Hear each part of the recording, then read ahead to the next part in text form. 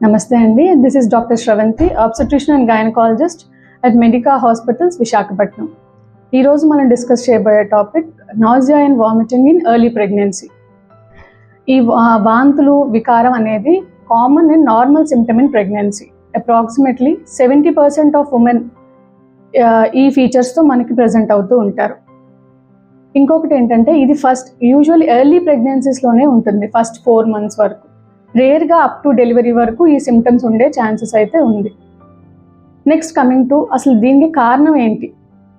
Pregnancy hormonal changes వల్ల ఈ vomiting and nausea ఉండే ఛాన్స్ ఉంది. మెయిన్గా ఏంటంటే ప్రెగ్నెన్సీలో హెచ్సిజి అనే హార్మోన్ అండ్ ఈస్ట్రాడియోల్ ఉన్న హార్మోన్ లెవెల్స్ ఇంక్రీజ్ అవ్వడం వల్ల ఈ సిమ్టమ్స్ అనేవి ఉంటాయి. నెక్స్ట్ దీన్ని ఎలా మనం ఓవర్కమ్ చేయగలం?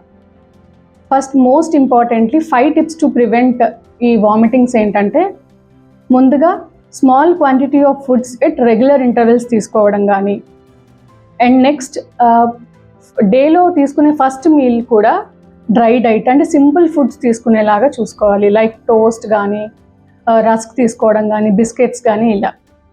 And next avoid oily and spicy foods. Next coming ఏంటంటే ఏవైనా టేస్ట్ కానీ లేకపోతే స్మెల్ కానీ పడట్లేదు అంటే which triggers nausea and vomiting, వాటిని అవాయిడ్ చేస్తూ ఉండాలి. Next avoid dehydration. ఏంటంటే continuous throughout the day కొంచెం సిప్స్ ఆఫ్ వాటర్ని కంటిన్యూస్గా తీసుకునేలాగా చూసుకుంటూ ఉండాలి. ఇన్ కేస్ ఇవన్నీ ఫాలో అవుతున్నా మనకి సిమ్టమ్స్ ఇంకా సివియర్ అవుతున్నాయి అంటే మాత్రం you have to consult a gynaecologist for medication and all. Thank you.